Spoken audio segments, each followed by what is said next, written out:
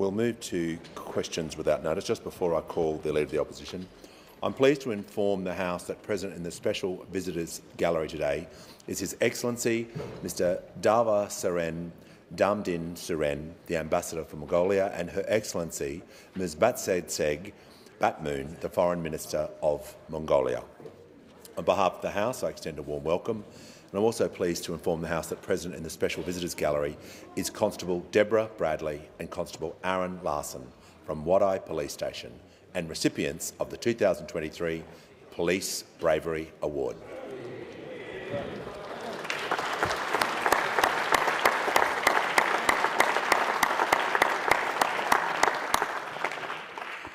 Questions without notice, and I give the call to the Honourable the Leader of the Opposition. Thank you very much, Mr Speaker. My questions to the Prime Minister. Australians are watching the slow-moving train wreck that is the Albanese government. Order. Energy, grocery prices and mortgages are up because of incompetent and economy-wrecking decisions made by the Prime Minister, the Treasurer and the Energy Minister. The Prime Minister's campaign on the Voice is a disaster, dividing families and our nation. When will the Prime Minister start making decisions which will help and not hurt Australians? Order. Give the call to the Prime Minister. I thank the Leader of the Opposition for his sledge, and it really was a very wide bow, Mr Speaker. So it gives me the opportunity to give a very wide answer,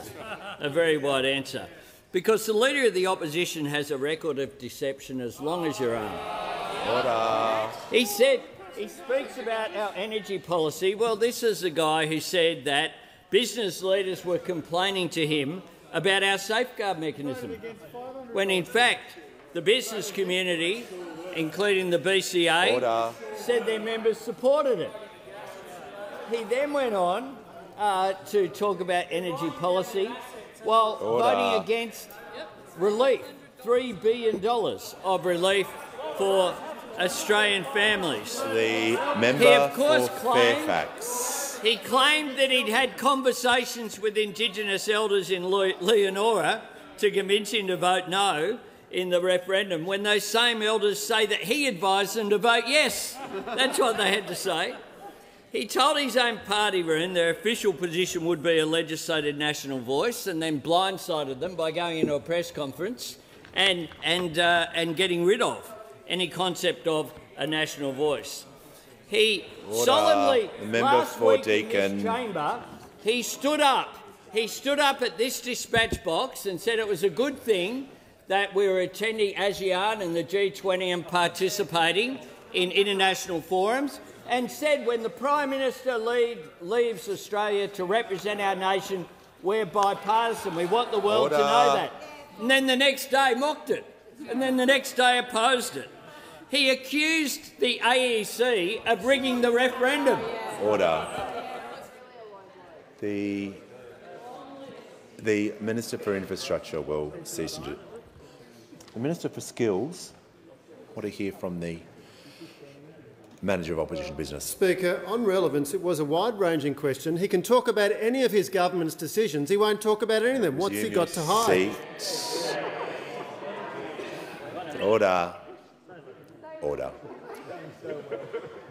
We're just going to continue with the answer. I'll give the call to the Prime Minister.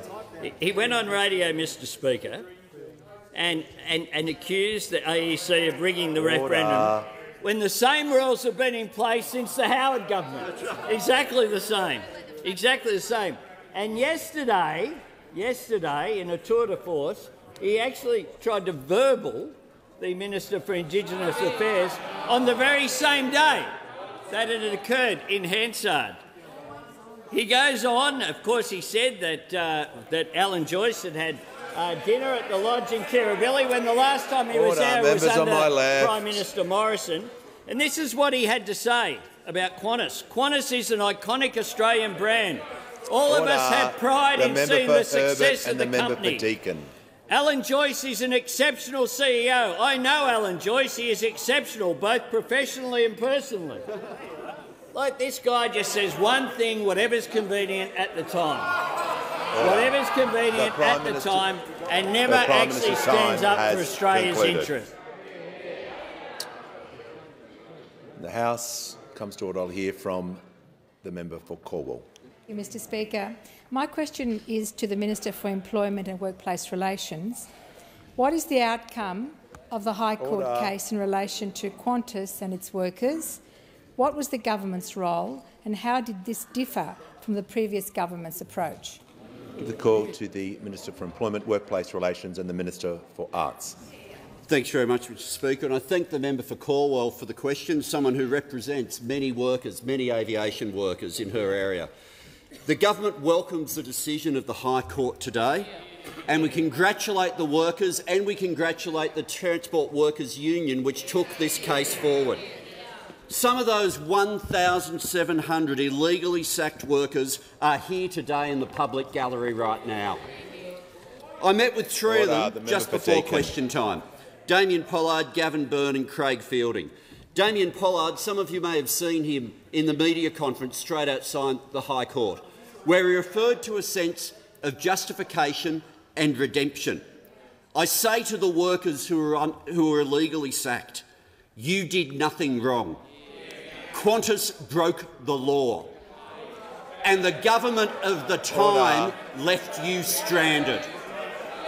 The difference in the approach on my left. between that government and this government now could not be more stark. Let's not forget what happened. They paid JobKeeper, saying that was for people to keep jobs. The Minister will pause. There's far too much noise on my left. I cannot hear a word that is being said. If this continues, people will leave the chamber. It's far too much noise. I mean it. The Minister has the call. JobKeeper was paid to Qantas, the aviation sector support was provided, and then Qantas said the workers, even though they were being paid JobKeeper, would run down their leave, and once their leave had been run down and they came to be brought back on shift, they were told after being stood down for 6 months that they were fired. That's what happened. While their leave was being run down, the Industrial Relations Minister of the day said it was, I quote, a good model. The Transport Minister of the day said, I know the decisions are in the best interest of their company going forward. And Senator Cash at the time said, this is a commercial decision for Qantas and Qantas are entitled to make those decisions. Well, you are not entitled to illegally sack people. And while that was happening, from opposition, the now Transport Minister, the now Prime Minister and myself stood shoulder to shoulder with those workers and said we would fight for them. Order. From time to time, governments make decisions as to whether they'll intervene in a High Court case. Those opposite will know this, because they did intervene in High Court cases. They intervened to cut the conditions in enterprise agreements. They intervened in another case to cut the rights of casuals.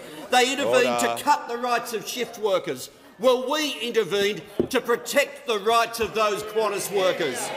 And we welcome today that justice has been given for those workers after experiencing horrific treatment from a company that those opposite made excuses for, that those opposite made allowances for, and are now in a situation where, after we have stood shoulder to shoulder, where those workers now can see some justice. Leader of the Opposition. The Leader of the Opposition will cease interjecting. The member for Hume will cease interjecting. I would like to hear from the Deputy Leader of the Opposition. She has the call.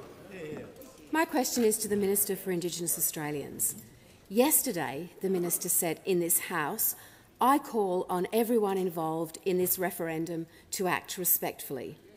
Yesterday, Government appointee Marsha Langton told David Crowe, I'm saying the claims being made by the No case are based in racism and stupidity. Does the Minister believe Professor Langton's comments accord with her request for everyone involved to act respectfully? Give the call to the Minister for Indigenous Australians. Thank you, Mr Speaker, and can I thank the member opposite for her question. I want to again say this. Everyone in this debate should act respectfully and with care for one another. This referendum is a once-in-a-generation opportunity to recognise Aboriginal and Torres Strait Islander people in our Constitution. If we miss this moment, it's gone forever. Recognition should be an issue that is above politics. There are no second chances here. The tone of the debate in this parliament matters. There must be a mutual respect here. We must be guided by love and by faith. Love for our fellow Australians and faith in a better future. I do not know how Australians will vote on October 14. None of us do. What I do know for certain is this: we are the greatest country in the world, and we can be even greater if we embrace recognition, if we pay respect and celebrate the 65,000 years of culture and tradition of First Nations people, if we listen through a voice to some of the most disadvantaged communities in our country. We must listen, Mr Speaker. Give the call to the honourable member for Aston. Thank you, Speaker. My question is to the Treasurer. How is the Albanese Labor government getting on with the job of delivering more affordable housing for Australians and the economy after a wasted decade?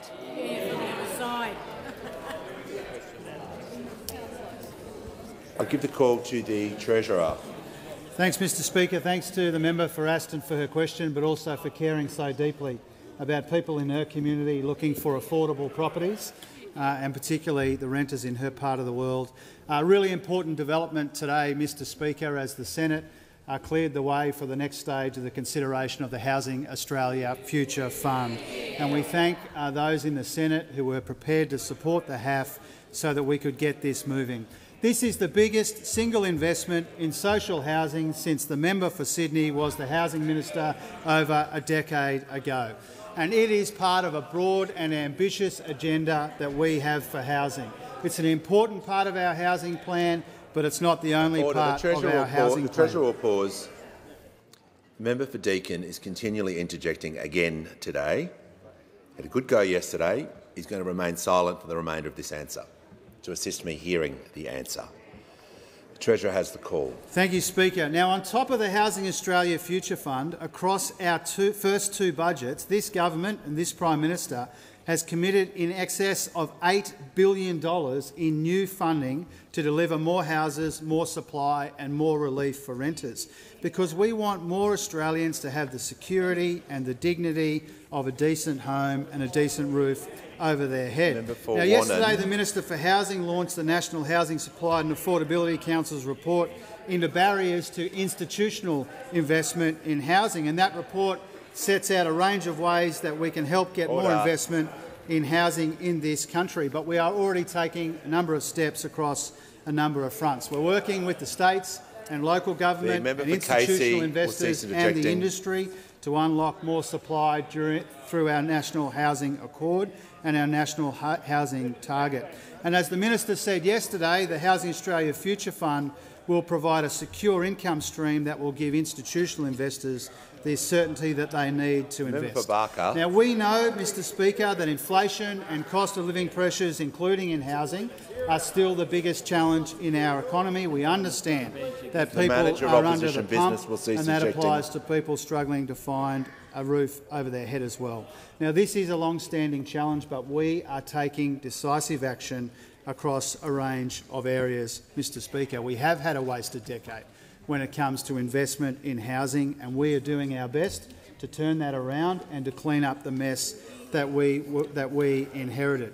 We are working to get more homes, more supply, making it easier to own a home, and also taking some of the sting out of these higher rents with the biggest increase in Commonwealth rent assistance in 3 decades, Mr Speaker. Now, we know, of course, there is more work to be done, but this is a government which is working for Australia, delivering billions of dollars in investment in housing, building more homes and more supply, and helping to ease the pressure on renters. And that's why, despite all of that effort, Mr Speaker, it beggars belief that in the Senate today those opposite voted for fewer homes and more homelessness and higher rents. We are cleaning up the mess they left behind. far too much noise on my left. The member for Wannon is continually interjecting throughout the answers. So when I call you, that means cease interjecting. If it continues on, you'll get warned and then you'll leave the chamber. I hope everyone's clear on the process after this time. Give the call to the member for Curtin. This is a question for the Deputy Prime Minister. You've not released the ONI report on the security risk of climate. We're still waiting for an integrated national climate risk assessment. Do you agree with the internationally accepted findings that the impacts of climate change will drive political instability and fuel regional and international conflict? And what specific policy responses does the government propose to risks like food security, mass migration and the destabilisation of markets? Give a call to the Deputy Prime Minister and Minister for Defence. Well, I thank the member for her question, and she raises a critically important issue in terms of the geostrategic position that we face and the strategic landscape that we face. And the short answer to your question is I do accept that the pressures of climate change will give rise to a more complex and volatile strategic landscape for the world, but a strategic landscape that we must face as well.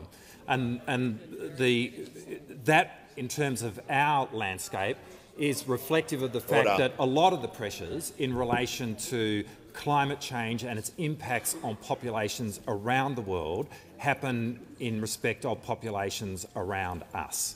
And so we will need to be very mindful of the way in which we posture ourselves in respect of that.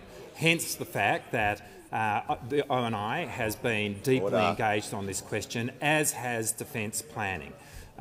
This is an issue which was given consideration in the Defence Strategic Review in terms of the demands that have been placed on the Australian Defence Force, but it is also, beyond what was described in the Defence Strategic Review, an issue which is being considered in the context of the geostrategic landscape that we face and what issues that might give rise to in the future. This is a really important issue. I very much the Manager of Opposition Business will I very much thank the member for raising it, and we are very keen to engage with not only the crossbench but the entirety of the parliament about the way in which our country can plan for that future. Give the call to the honourable member for Swan. Thank you, Mr Speaker. My question is to the Prime Minister. How does the Housing Australia Future Fund work together with the Albanese Labor government, other housing actions to help more Australians build, rent or buy a home, and is there any opposition to this comprehensive approach? Give the call to the Prime Minister. I thank the member for Swan for her question and for her passionate support of dealing with housing issues as a new member of our parliament who has had a real impact representing those inner suburbs of Perth in Western Australia. The HAF indeed is one of our key election commitments, and I'm pleased that it will pass the parliament. It does mean 30,000 additional social and affordable homes, but importantly as well, it means 4,000 of those homes will be provided for women and children escaping domestic violence. There is a great need, and too many women and their kids spend a night in the car, in the park, in someone else's home, swapping from home to home as they struggle to escape domestic violence, which remains a scourge in this country, tragically. Now, this will make a difference, as will the increased support for veterans as a result of this. Tonight I'll be speaking to the Veterans Employment Awards, and I'm sure that they would recognise the positive impact that this legislation will have. It will also help to fix up housing in remote and regional communities of Indigenous communities, Indigenous Australians. So this is very, very positive, and it's part of the $8 billion commitment of new investment that we have had, the single biggest investment in housing for more than a decade, part of our comprehensive plan. the new national target of 1.2 million homes with the $3 billion new homes bonus for states and territories, the $2 billion of the social housing accelerator, the better deal for renters, including the increase in rent assistance. And we're already seeing some of that planning changes come through. In the ACT this week, a very positive announcement to enable dual occupancy to occur on land in the inner suburbs which are developed, which have infrastructure to enable someone to build another dwelling on their land in order to house a relative or to rent it out in order to increase that housing supply. And I congratulate the ACT government and Andrew Barr on doing that. This week we committed as well an additional $1 billion in funding for the National Housing Infrastructure Facility. More homes for more Australians who need them. Part of our plan, Working for Australia. And it is extraordinary that the Coalition and their friends in One Nation continue to oppose this legislation in the Senate. But I'm pleased that enough people have seen common sense and there will be a majority for this program. Before I call the member for Parkes, he will get the call. I'm pleased to inform the House that present in the gallery today is Mr Volkmar Klein, the member of the German Parliament and Deputy Chair of the German Pacific Parliamentary Friendship Group. Also in the House is a delegation of scholars from Indonesia participating in the G20 Recover Together, Recover Stronger Scholarships Enrichment Program. Warm welcome to you all. I give the call to the honourable member for Parkes. Thank you, Mr Speaker. My question is to the Minister for Indigenous Australians. It has been reported that a video has emerged of a member of the Minister's Referendum Working Group, Professor Marshall Langdon, stating that social workers are, quote, by and large white and racist, and, quote, police are racist, and, quote, get brownie points for rounding people up. Does the Minister believe Professor Langdon's comments accord with her request for Australians to act respectfully, and will the Minister condemn Professor Langdon's comments? Give the call to the Minister for Indigenous Australians. Thank you, Mr Speaker, and can I thank the member for Parkes for his question. On October 14, Australians will come together to vote on whether we should recognise Aboriginal and Torres Strait Islander people in our Constitution. This is our moment to embrace recognition, our moment to move Australia forward more united, our moment to listen to the voices of Aboriginal and Torres Strait Islander people. I say once again, there is no room for racism in Australia. The pain of racism is real for those people who have experienced it. It is something that should not be used for political purposes. It is something that we should all agree is harmful and unacceptable. And it is something that we should all agree must stop. I have faith in the Australian people to engage in this debate respectfully, to walk in other people's shoes, to approach this referendum with empathy and with compassion towards one another. The member for Hawke has the call. Thank you, Mr Speaker.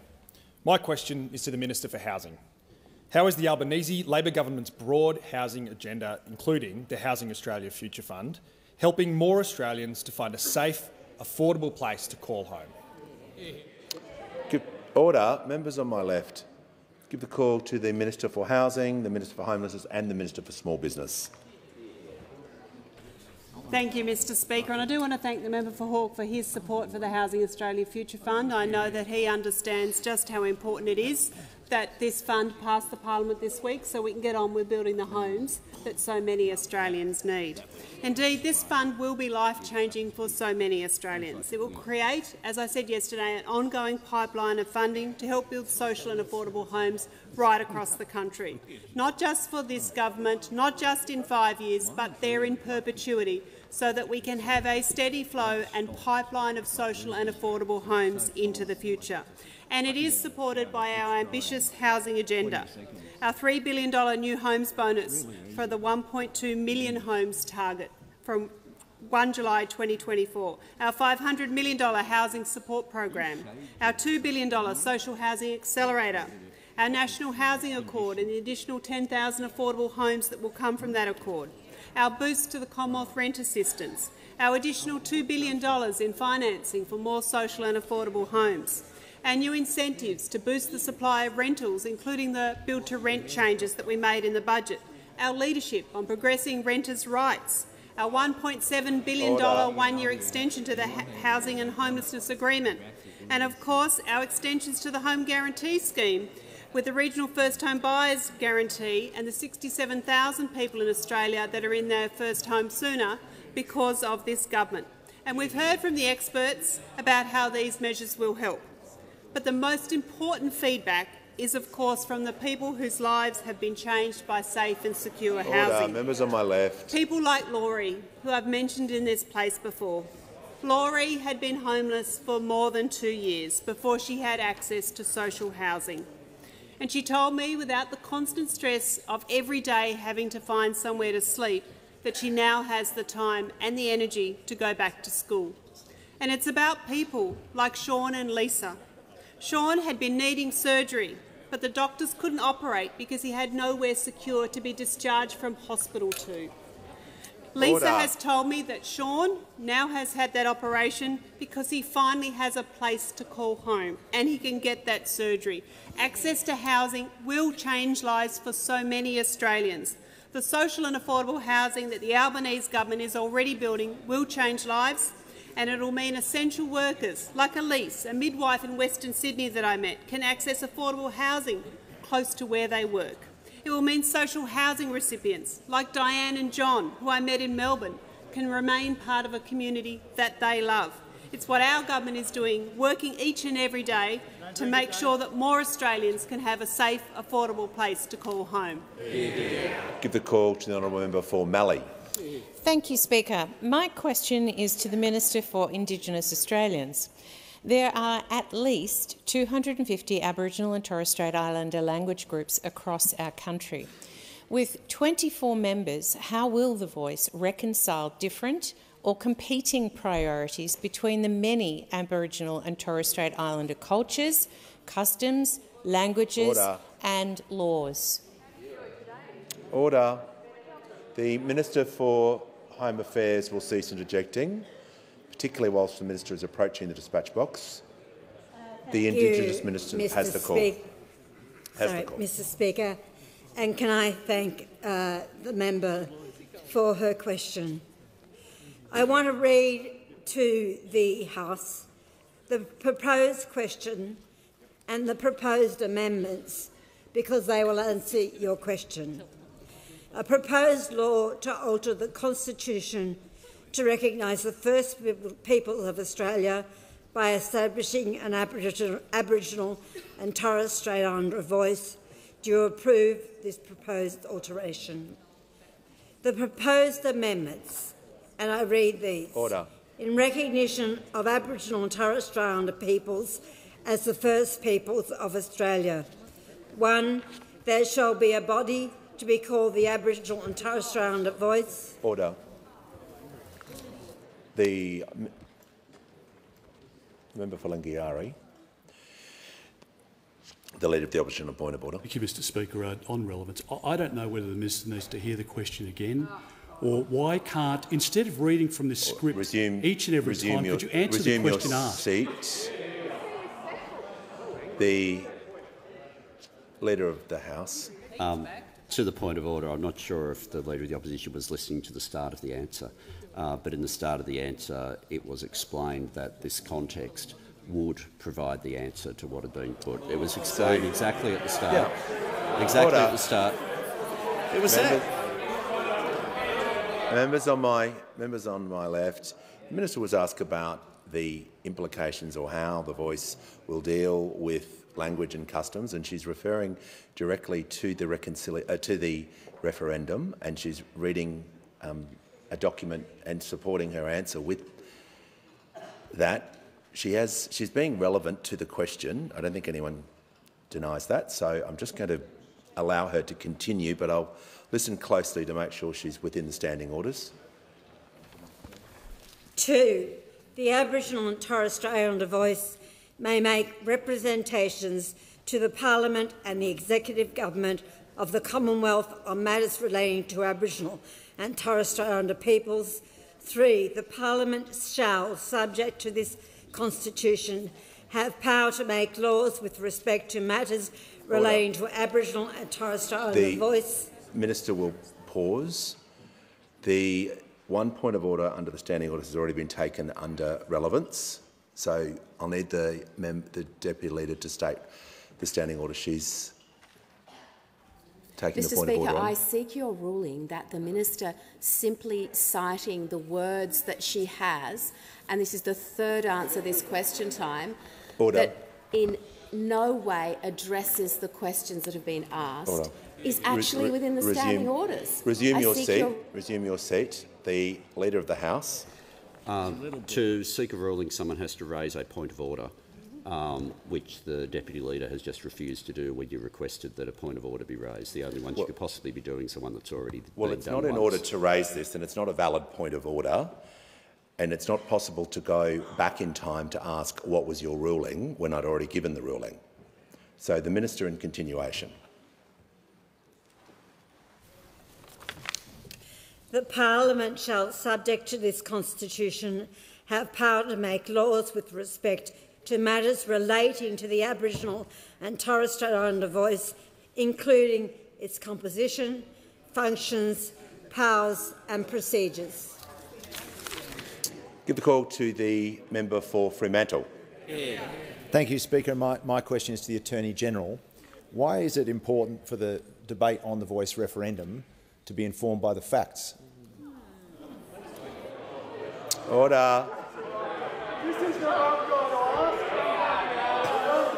Members on my left, the member for Page and the Leader of the Nationals will cease interjecting. The Attorney-General has the call. Thank you, Mr Speaker. I do thank the member for Fremantle for his question. Mr Speaker, the 14th of October will be a very significant moment in our country's history. It will be an opportunity to finally recognise Aboriginal and Torres Strait Islander people in the Australian Constitution. It is important that Australians make a decision based on the facts. But the no campaign strategy has been to ignore the facts and instead to sow fear and division across our great country. And don't take my word for it. We know that these are the directions the official No campaign is giving to its volunteers. Ignore the facts and say anything to distract from the actual issue on the ballot paper. An opposition leader with an ounce of decency would distance himself from a strategy based on disinformation and deceit. He would call it out. Is warned. Not this opposition leader. No claim is too outlandish. No claim is too sinister. No claim is too absurd for this opposition leader. He'll say anything. He'll do anything to spread confusion and divide our country. The Minister for Climate Change is not helping. The Manager of Opposition Business on a point of order. Well, Mr Speaker, as you and all members would be fully aware, Standing Order 90 says that all imputations of improper motives to a member shall be considered highly disorderly. The Attorney-General has just spent the first part of his answer imputing improper motives to the Leader of the Opposition. He's in breach of the standing orders and he should be drawn back to them. Just going to hear from the Leader of the House. Mr Speaker, just to the point of order, there is a difference between imputing motives and describing conduct, and the Attorney-General has been describing the conduct of the Leader of the Opposition. Order. The Manager on the point of order. Even by the standards of the Leader of the House, that is an unusually nonsensical proposition.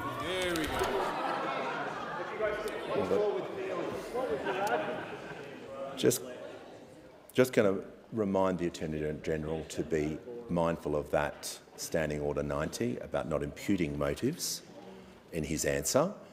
He's entitled to give his view, but just make sure he is within the standing orders. Thank you, Mr. Speaker. Let's talk about some facts. The proposed constitutional amendment says the Voice will have the power to make representations on matters relating to Aboriginal and Torres Strait Islander people.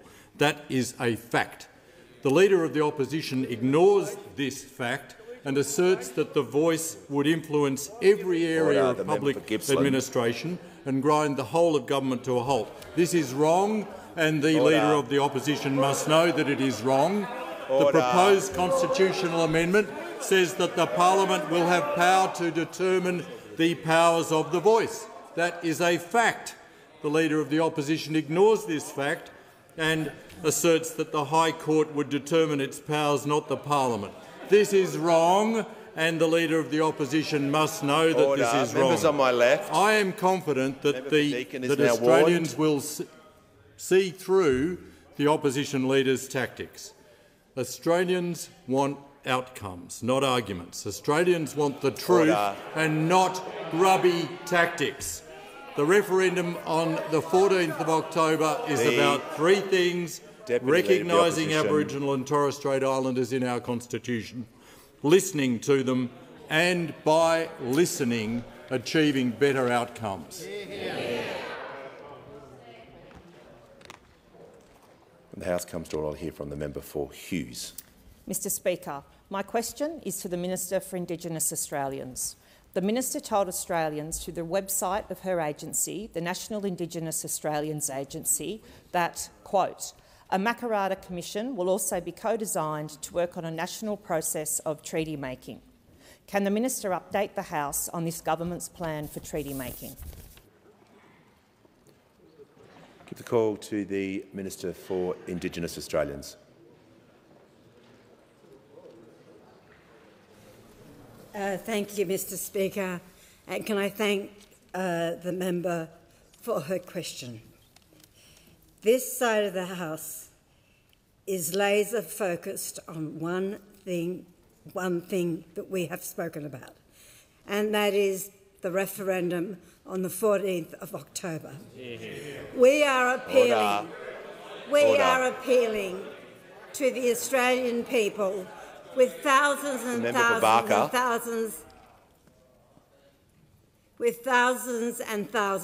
thousands of other Australians to recognise Aboriginal people in the Constitution. And as I said yesterday, this is good for all of us.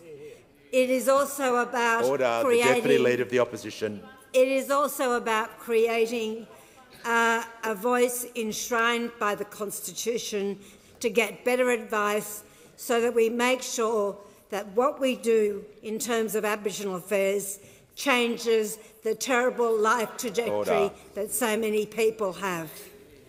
Call to the honourable member for Macquarie. Thank you, Speaker. My question's to the Treasurer. What are the benefits of recognition of Aboriginal and Torres Strait Islander peoples through a voice for both Australian society and the Australian economy? And what are the consequences of alternative proposals? Call to the Treasurer.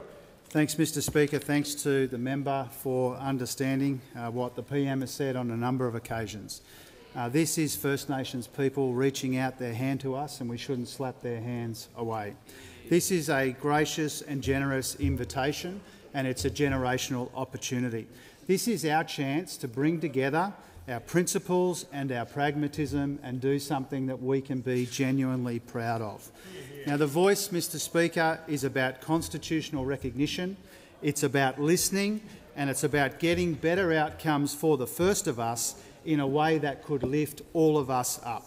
It's about doing things differently and doing things better in our economy and in our society and getting better value for money as we try and close the gap. That's what the voice is about. It's not about the lies and the misinformation which we have seen peddled by parts of the No campaign. Now, the Leader of the Opposition has not distanced himself from that misinformation. He has embraced it. he has Order. embraced it.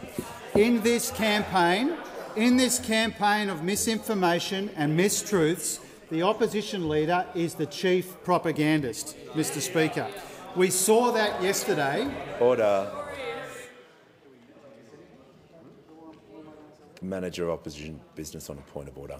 Well, Mr Speaker, it's a very similar point of order to the one that was necessary because of the answer from the Attorney-General. You ruled rightly there, and the Treasurer too should be reminded of Standing Order 90 and should be counselled against drawing imputations against other members in this House. The question contained, I listened to both questions, and there is a slight difference in this question because it did say, are there to discuss the alternative proposals.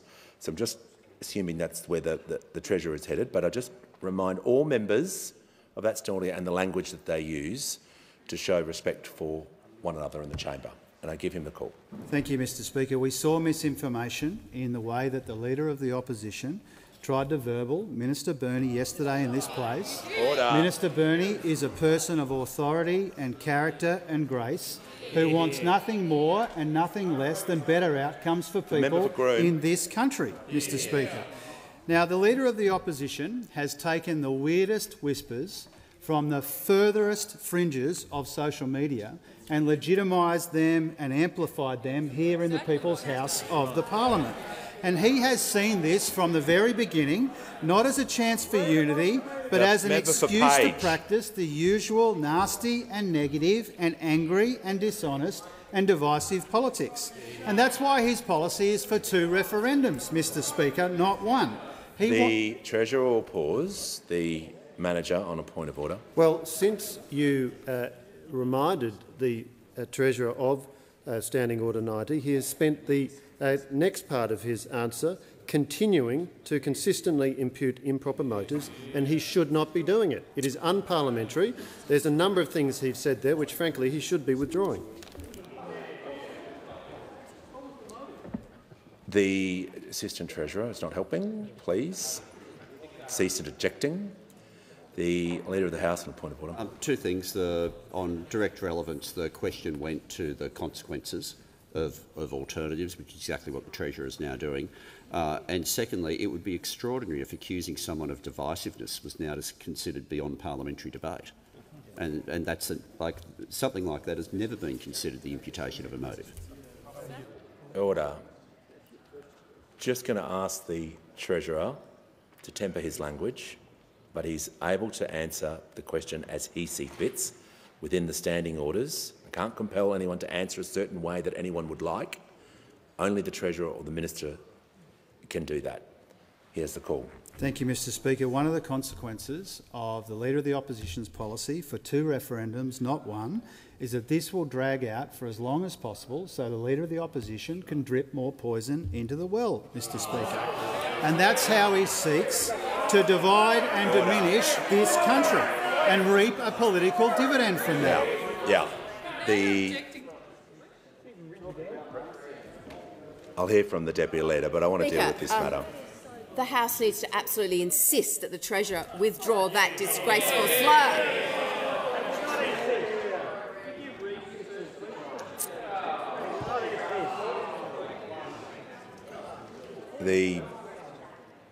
Look, to assist the House to get through this question time, I want the Treasurer, this is the final time I'm telling him, I'm going to ask him to just withdraw that last part so we can continue to assist the House. Mr Speaker. Australia can rise above the anger, the division and the dishonesty which characterises the Leader of the Opposition's approach to this referendum. We can get this done in 1 referendum and in the process not leave it to our kids to sort out in some kind of generational buck pass. That's the opportunity before us, Mr Speaker, and it's an opportunity that we cannot afford to waste. Before I call the member for Fowler, the member for Casey doesn't seem to be getting the memo. He's continually interjecting through every answer. He will leave the chamber under 94A. And if people continue the same behaviour, they will leave as well. Give the call to the honourable member for Fowler. Thank you, Speaker. The question is to the Minister for Infrastructure. Western Sydney Airport is on track to be Australia's next international transport hub, handling up to 5 million passengers a year. This will bolster the Australian economy and Western Sydney's with job opportunities, especially for locals. How committed is the government to building the much-needed rail link that will connect the community and those in Fowler to the new airport and to the 3 major CBDs of Sydney? And can you guarantee we will not be the forgotten people when allocating funding and resources? Thank you. The call to the member for Lindsay. Do not interject whilst a minister is approaching the dispatch box. Give the call to the Minister for Infrastructure, Transport, Regional Development and Local Government. Thanks very much to the member for Fowler for her question, and I know she is an incredibly passionate advocate alongside the many members on this side of the House for Western Sydney, an important part of not only New South Wales' economy but the whole nation's economy. Of course, being at the Western Sydney International Airport most recently, it is almost at 50% complete. The terminal is just about to hit top out. I've stood on the new airstrip. It's been terrific to see that. And most recently, I was at the rail project where Peggy, the tunnel borer, she came through, and we're seeing that project well and truly proceed. As well as the over $5 billion that we're committing out of the infrastructure investment pipeline on the airport itself, we're also committing, alongside the New South Wales Government, $4.4 billion in infrastructure to make sure that Western Sydney International Airport is connected and for the people of that area. It is an incredibly important project. It's an incredibly important economic development area, not just for New South Wales, for the whole of the country, and I look forward to being there at its opening in 2026. Order. Before I call the member for Macon and the member for Gippsland, it may be your birthday, but you're getting close to a warning as well. Generous, but I'm not that generous. And I would like to acknowledge in the gallery Councillor Sue Moore, the Mayor of Singleton, and the Deputy Mayor Tony Jarrett, and Jodie Harns, MP, the member for Collie and Parliamentary Secretary from the Western Australian Parliament. I give the call to the member for Macon. Thank you, Mr Speaker. My question is to the Minister for the Environment and Water. How is the Albanese Labor government protecting the Murray-Darling River system, and how has the Parliament responded to those efforts? Give the call to the Minister for the Environment and Water. Thank you so much, Mr Speaker, and thanks so much to the member for Macon for his question. I know he is a fierce advocate for the whole delivery of the Murray-Darling Basin Plan, as all of us on this side of the parliament are. Mr Speaker, we introduced our legislation to finalise the delivery of the plan. That legislation will provide more time, more money, more options and more accountability. And I particularly welcome all of the contributions people have made on this legislation. I really enjoyed listening to the Leader of the National Party and his contribution. He said that the coalition were on track to deliver the Murray-Darling Basin Plan. Well, that's true. That's true if you think the year 4000 is a good year to deliver the plan. Or he also said that they're on track to deliver the 450 gigalitres of environmental water. In fact, just two of those 400. The minister will pause. I can't hear what the minister is saying because the Deputy Leader of the Opposition and the Leader of the Nationals are just continually talking while the minister is trying to give an answer. Question time can't work like that. Cease interjecting or you'll leave. The minister has the call. Thanks, Mr Speaker. Or the Leader of the National Party claiming that their policies to deliver the 450 gigalitres of environmental water were working when they delivered just two of those 450 in 9 years. Or that we have reached the end of the plan. Minister, pause. Minister, pause. The Leader of the Nationals will leave the chamber under 94A.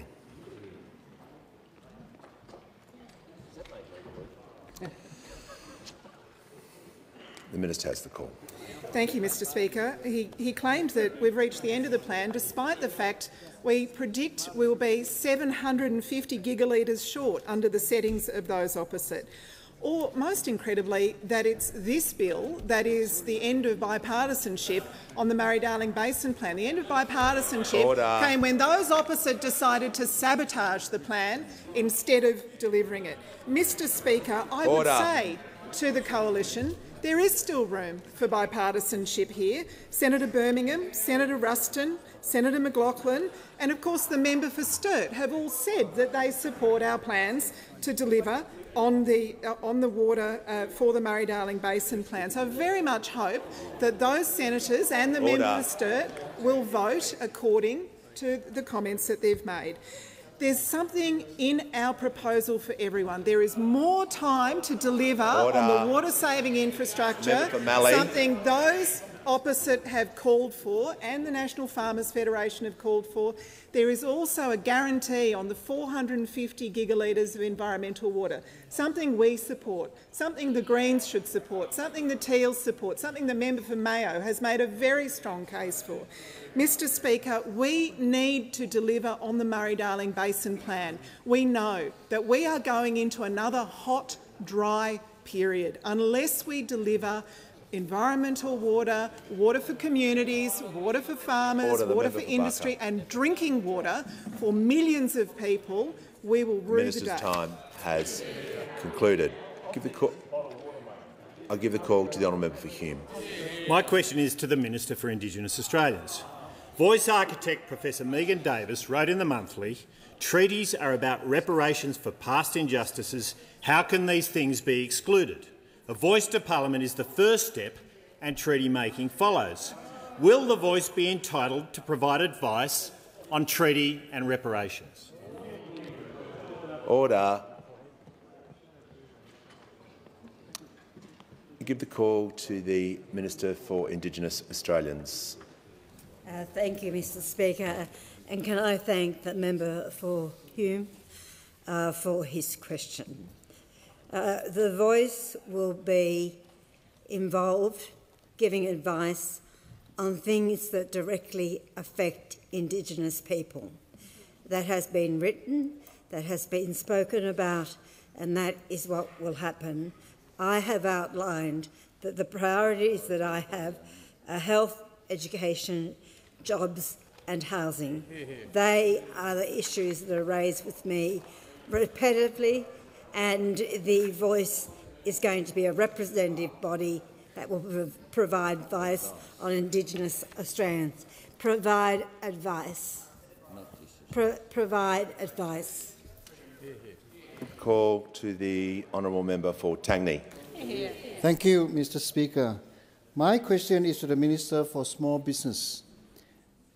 How will Australia's hard-working small businesses benefit from the Albanese Labor government targeted support? Thank you. Give the call to the Minister for Housing, the Minister for Homelessness and the Minister for Small Business. Thanks, Mr Speaker. And I do want to thank the member for Tangi for that important question. I know that he understands just how important and crucial small businesses are, not just to the national economy, but importantly to local communities. And not only do small businesses put paychecks in pockets, they are now employing more than 5.2 million Australians and contributing more than $500 billion each and every year to the Australian economy. But it was great to be with the member for Tangi in his electorate just over a week ago, hosting a roundtable of small businesses, where the small businesses were telling us about issues that concern them, and they were really interested to hear about the government's measures that will support them, because they understand that we, on this side of the parliament, are the party that backs small business, Mr Speaker. We're standing up for fairness and we're delivering to help small businesses. Today in the House. There is far too much noise on my left. I'm now issuing a general warning. The Minister will return to the question. Thank you, Mr Speaker. In the House today, we've introduced new measures to provide support for small businesses. We've introduced the Small Business Energy Incentive, which will help up to 3.8 million small businesses with a clean energy transition and to save on their energy bills, Mr Speaker. It will help pay for upgrades for more efficient heating and cooling systems, installing batteries, switching to energy-saving electrical goods such as efficient fridges. The incentive is estimated to provide $310 million in targeted relief and will assist small businesses in laying the foundations for their future growth, Mr Speaker. And this is on top of the targeted energy bill relief that we have already provided, the $650 for around 1 million small businesses that will be coming directly off their energy bills in partnership with the states and territories. And I needn't remind those opposite, of course, that they voted against that support for small businesses, Mr Speaker. We also introduced today the $20,000 instant asset write-off to make it easier for small businesses to invest and to grow. This is estimated to provide around $290 million in targeted support, Mr Speaker, and they build on the actions that we have already taken to support small businesses. The $15 million for the free mental health and financial counselling support, access to the Commonwealth procurement rules and updating those to make sure small businesses can access more of the $80 billion in government contracts that we provide each and every year. We, of course, have passed legislation to make unfair contract terms illegal, and I thank the Assistant Minister for that.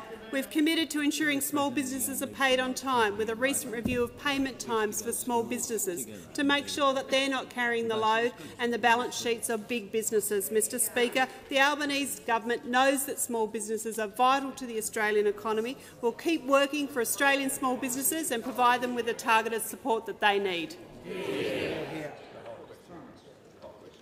Give the call to the Leader of the Australian Greens. Thank you, Speaker. My question is to the Minister for the Environment.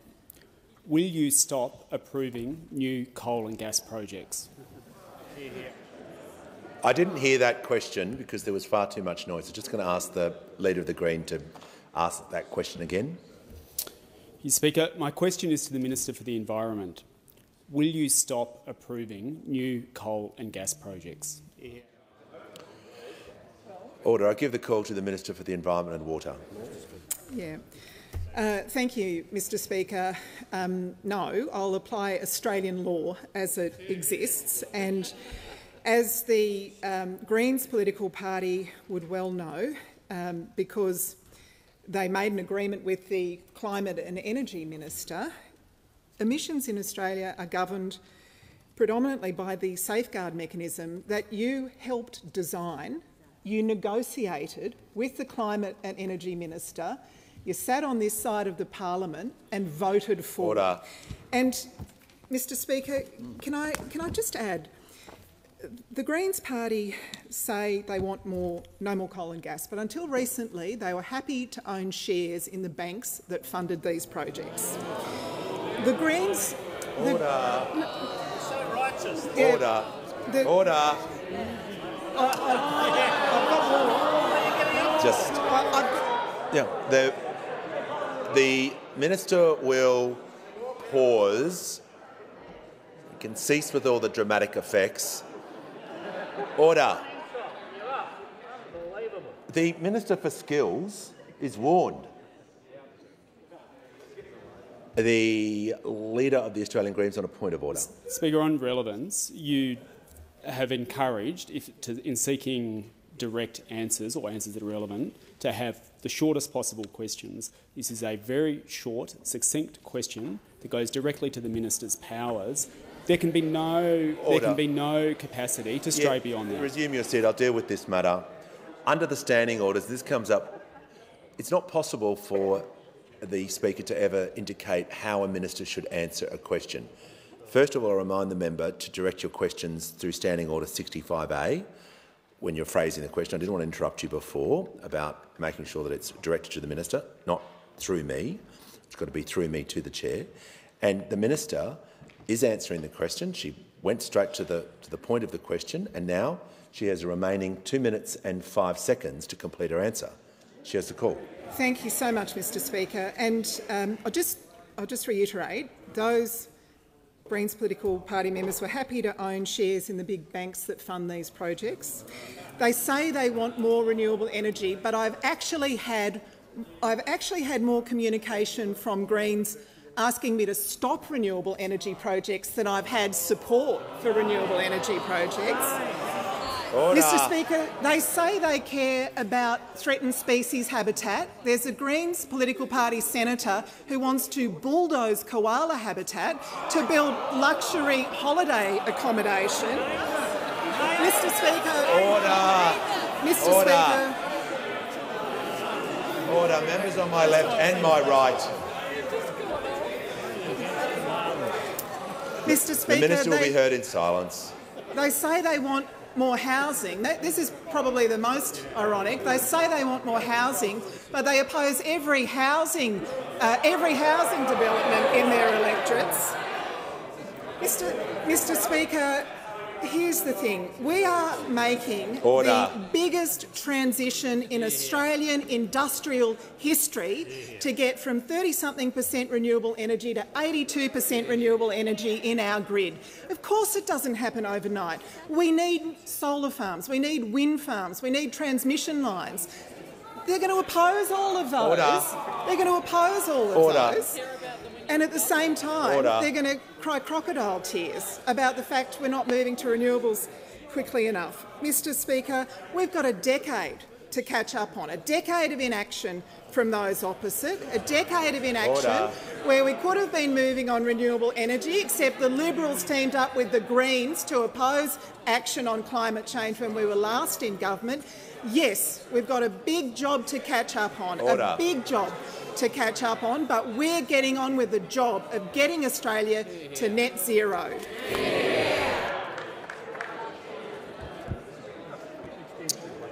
With the call to the member for Spence. Thank you, Mr Speaker.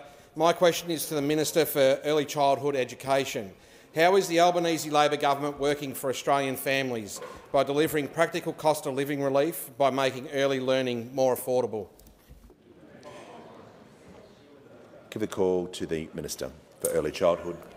Thank you very much, Mr Speaker, and I thank the member for Spence for his question. I particularly want to make note of his unwavering advocacy for families and children in Spence and the fact that 7,200 families in Spence have benefited from our reforms introduced in the Parliament last year to make early childhood and education and care more affordable by raising the childcare subsidy. And indeed, Mr Speaker, when our Prime Minister stood on the other side there and made early learning more affordable a key commitment of a Labor government, he did that because he knew it was the right thing to do. It was the right thing to do. And from the day that we took office, we have been working for Australia to deliver on that commitment, because as a government we know that it was the right thing to do. The right thing for children, giving them every single opportunity to thrive, giving them those transformational benefits of early learning. The right thing to do for the economy, boosting productivity, increasing workforce participation, particularly for women. The right thing to do for the country, laying the foundations for a better future. And of course the right thing to do for families, for whom the cost of early learning and care is a significant factor when they do their household budgets. Our changes provide those families with real and responsible cost of living relief, easing the pressure on their family budgets. Practical relief that's making a real difference to Australian families. Now, Mr Speaker, as someone who relied on early learning myself, will cease interjecting for the remainder of this answer. And my family the opportunity, in my case, to undertake paid work and to study while I raised my two sons, I know just how important early childhood education and care is. And the fact is that without it, without those early childhood educators and without access to affordable early childhood learning and care, I would not be standing here today. And I want more families to benefit from affordable early learning so that they can reach their aspirations, so that their children can thrive, so that they can pursue opportunities. That's what everyone on this side wants for Australian families. And that's why our government is working for Australia, taking practical action that takes that pressure off Australian families. It's working for Australia by putting the needs of Australian families first, with a focus on cost of living relief that doesn't add to inflation, because, Mr Speaker, we know it's the right thing to do. Give the call to the honourable member for Pearce. Thanks, Speaker. My question is to the Minister for Indigenous Australians. Minister, what areas of government policy do not affect Indigenous Australians? Give the call to the Minister for Indigenous Australians.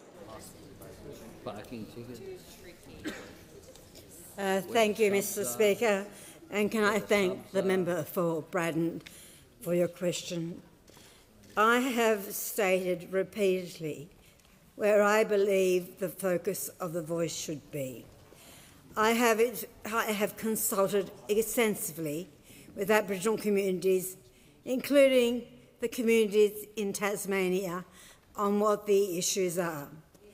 People tell me very clearly it is about housing, it is about education, it is about jobs, and it's also about health.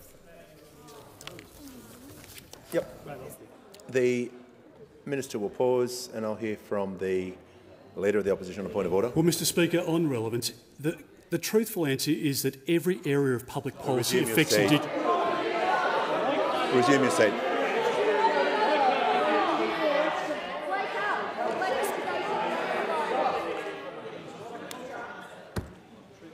The Leader of the House. I just suggest, Mr Speaker, on the scale of abuses of points of order, that was pretty high. It was pretty high.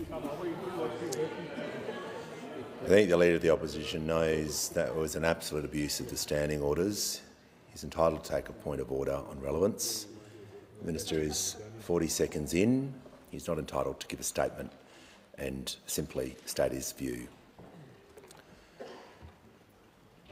The Minister has the call and now will be heard in silence for the remainder of her answer. And I say this to the member for Braddon and remind the House that what we're being asked about on the 14th of October is the establishment of an advisory body. That's it. The establishment of an advisory body. And that body will give advice to the government and to this parliament. It will make sure that there is a change in the life outcomes for First Peoples, but will also be a good thing for this country. Give the call to the honourable member for Parramatta. Thank you, Mr Speaker. My question is to the Minister for Aged Care.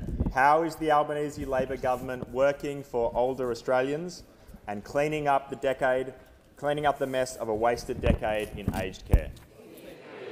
Call to the Minister for Aged Care and the Minister for Sport. Thank you, Mr Speaker. I thank the member for Parramatta for his question and his contribution to our aged care reform project. Mr Speaker, when we were elected to government, aged care was suffering under a decade of missed opportunities to fix shocking levels of substandard care, of malnutrition and of understaffing. And over the last year, we have been fiercely committed to our mission of cleaning up the mess left by those opposite. 24/7 nurses and care minute targets legislated, new reporting on how providers spend public funds, a dedicated hotline for food complaints, free training for cooks through the Maggie Beer Foundation, an expanded PALM scheme pilot and industry labour agreements, $11.3 billion to lift the wages of aged care workers, and over 100 aged care reform projects in total. This is a government that is working for older people, and this work is having a real impact right now. It's delivering better care for older Australians right now. In the past year, Mr Speaker, there has been a reduction in the number of pressure injuries, in the number of falls, in the number of unplanned weight losses, in the use of physical restraints. And we are also seeing improvements in the star ratings data that we introduced, with fewer 1- and 2-star ratings and more 4- and 5-star ratings just since December when we brought it in. And this work is also helping build our aged care workforce. Yesterday, the Minister for Immigration and I met the amazing staff at Uniting Care Marianjani. And among those workers was Lorraine, who completed her Cert 3 at home in Suva, Fiji, before coming to Australia as part of our PALM pilot scheme. Lorraine cares for people living with dementia, and tears filled her eyes as she described to us what an honour it is to be able to look after a person as they age. And she is among 250,000 aged care workers that received a pay rise because of the decision of Fair Work and the funding provided by the Albanese Labor government. Uniting Care New South Wales and ACT Executive Director Tracy Burton said the wage rise had made life-changing differences to workers and to the sector. Not only are Uniting Care seeing an influx of new staff, they are seeing what they call boomerangs, workers who left due to the lack of support provided by those opposite and who are now returning to aged care because they are finally being paid what they deserve. Data received from SEEK shows that there has been a 66% increase in applications for aged care nursing roles and a 55% increase for personal care job ads from January to June this year. This is what it looks like, Mr Speaker, when you have a government that cares and a government that is working for Australia. Time. Give a call to the Prime Minister. Order. Prime Minister. Thanks, Mr Speaker. On that very positive note, I ask that further questions be placed on the notice paper.